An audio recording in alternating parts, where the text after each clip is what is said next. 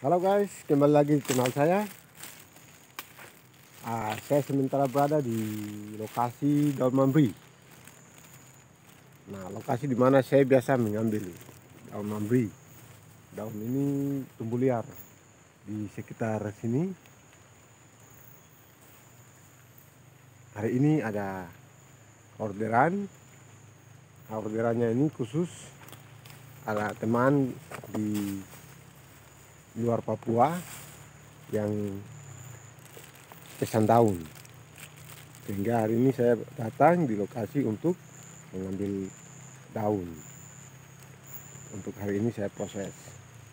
Nah, daun segar ini saya petik, langsung saya packing dan saya langsung proses pengiriman. Nah, terus sering ditanya, apakah daun ini bisa bertahan dalam jangka waktu 2 minggu ke depan begitu, tetap aman? Jawabannya tetap. Daun ini dia mempunyai perbedaan yang sangat luar biasa daripada jenis-jenis daun lainnya. Karena apa? Dia mampu bertahan hijau di dalam jangka waktu 2-3 minggu, bahkan sampai 1 bulan. Ini keunikan daripada daun ini.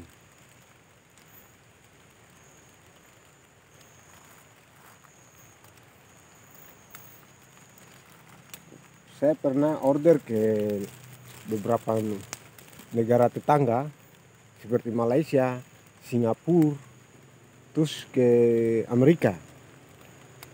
Order daun tonya itu. Pengiriman ke luar negeri pada saat itu, setiap kali saya order itu, jangka waktunya itu paling cepat 2 minggu sudah sampai. Nah, yang waktu itu jadi mereka jadi kagum itu, kok daun ini terlihat masih segar seperti baru dipetik.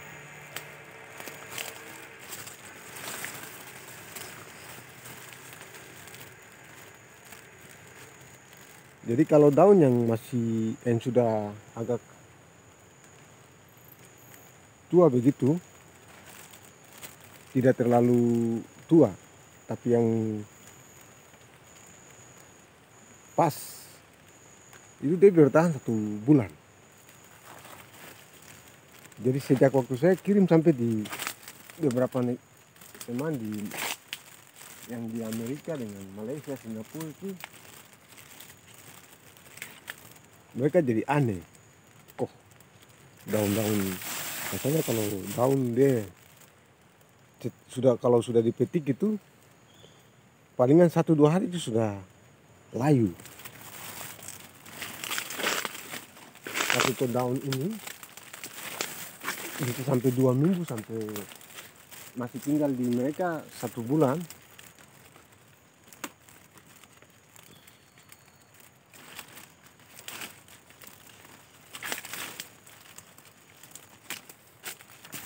Daunnya masih segar. Jadi perbedaan daun yang kalau dikirim jauh itu dia agak sedikit yang model masih segar ya. Jadi nanti saya tunjukkan modelnya.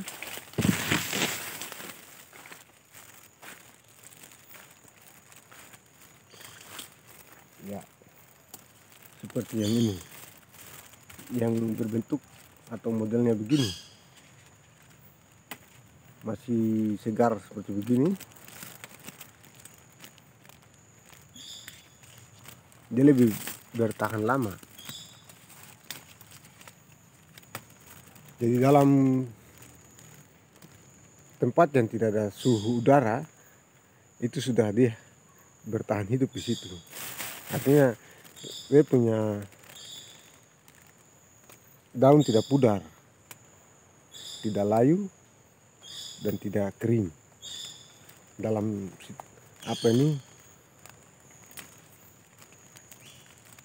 karena unsur daunnya kan panas sehingga dia bertahan lama di dalam daerah yang tidak ada suhu atau tidak ada udara. Kalau dia berhubungan langsung dengan matahari langsung,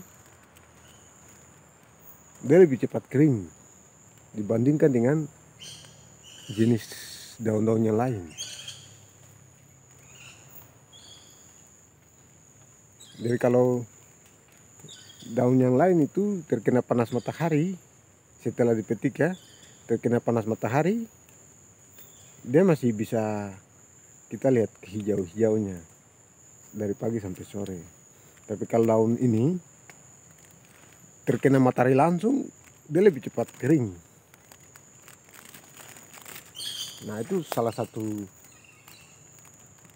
kelemahan daripada daun ini. Kalau dia tersimpan di dalam tempat yang tidak ada bersuhu, panasnya selain panas matahari, dia tetap bertahan. Dia hanya kalah dari sinar matahari. Tetapi tanpa sinar matahari, dia lebih kuat bertahan. Nah, itu kelemahan daripada daun ini.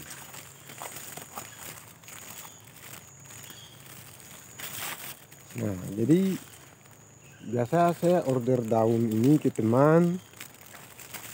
Dia biasa ambil 2 minggu sekali. Selama daun ini di dia,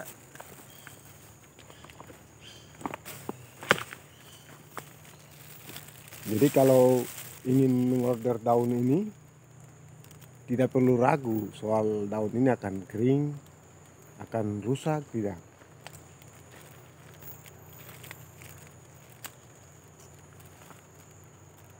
Dalam paling lama 1 bulan dalam pengiriman pun daun masih tetap segar. Nah, kalau yang cepat kering atau layu rusak itu yang masih pucuk. Nah, kalau yang masih pucuk ini, kalau saat pengiriman dalam jangka waktunya agak lambat, dia itu nanti agak rusak karena dia mungkin belum kuat sehingga dia yang rusak duluan. Tetapi yang sudah agak tua, dia tetap bertahan. Atau yang sudah tua sekali, dia nanti akan miring sedikit di dia punya sudut-sudut. Tetapi yang masih pas, ukuran pas itu, dia akan bertahan lebih lama. Sehingga kalau mau ambil daun tonya ini, silakan. Harganya pun terjangkau, dan pada intinya kita saling berbagi dan saling membantu. Untuk pengelolaan daun ini, secara kalau mau bikin sendiri, saya ragu, takut bikin sendiri. Tekniknya cuma simpel saja. Kita ambil daunnya, usahakan minyak, ditumbuk, terus disimpan daunnya, direndam dengan minyak 1 minggu, selanjutnya baru kita gunakan. Nah, itu teknik simpelnya. Nah, jadi dia dipakai lebih fokus pada teknik pengolahan saja.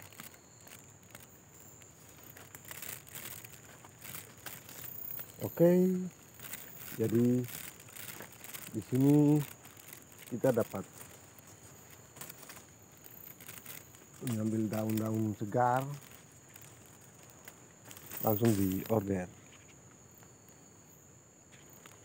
Jadi daun ini ada sekitar 7 jenis. Jenisnya itu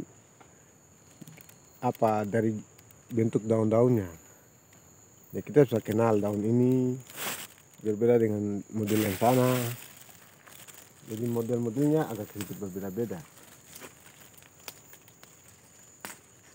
Tapi dia satu fungsi dan satu model. Terus ada juga yang bertanya terkait bibit. Nah, perlu saya jelaskan tentang bibit. Habitat tumbuhan ini ada di sini. Tempat dia hidup di sini. Nah, sekarang diminta bibit. Bang, bisakah kita mau pesan bibit dari daun ini? Ya, boleh saja. Nah, yang jadi permasalahannya itu, apakah daun ini tumbuhan ini bisa hidup di tempat situ atau tidak? Nah, itu yang jadi masalah. Karena pengalaman beberapa kali order bibit hanya bertahan 1 minggu saja. Sampai mereka tanam di pot atau di sekitar rumah, awalnya tumbuh hijau segar. Jadi mereka rasa mantap. Setelah lewat 1 minggu mulai berubah bentuk. Artinya dia mulai menguning dan mulai layu daun dan mulai kering. Akhirnya daun ini tidak bisa tumbuh di situ. Daerah Jawa sudah berapa kali order bibit, tidak bertahan lama. 1 minggu kering. Malaysia 1 kali order bibit sampai, tapi sama, tidak bertahan hidup di Malaysia. Singapura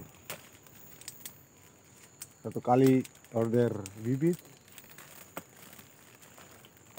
sama, tidak bertahan. Entah apa penyebabnya, yang tentu daun ini hanya ada di sini. Yang pasti daun ini hanya bisa hidup di sini,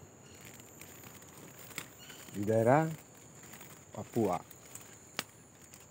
Nah, mungkin di daerah Indonesia Timur, Maluku, Seram mungkin juga ada, kita belum tahu.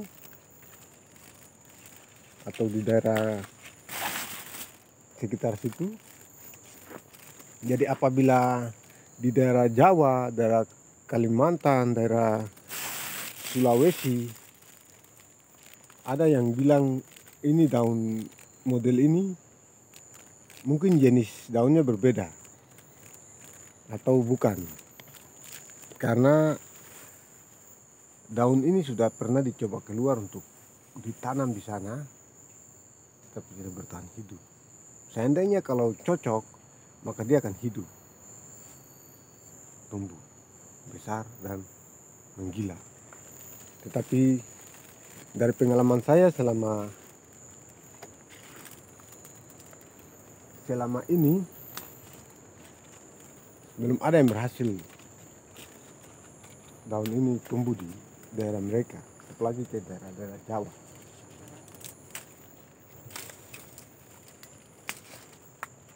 Sampai mereka ingin menanamnya di pinggir kali pun tidak bisa.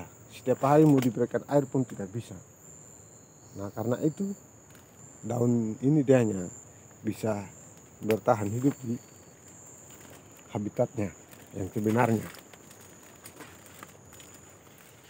Sehingga kalau ada yang mengatakan daun ini dari daerah ini terus tumbuh liar bebas seperti yang ini,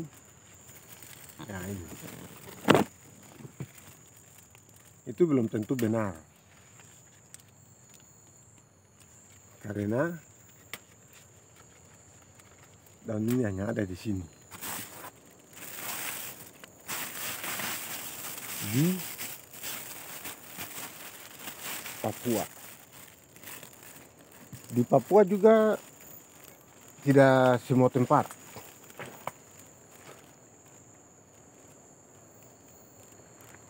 karena dia lebih banyak itu di daerah Biak dan Supiori. Tanahnya Biak disebut karena karang panas. Di Biak pun tidak seluruh Biak ada.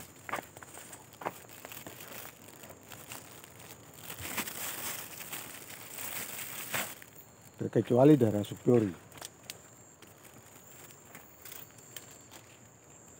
Karena dia tumbuh ini di daerah-daerah khusus.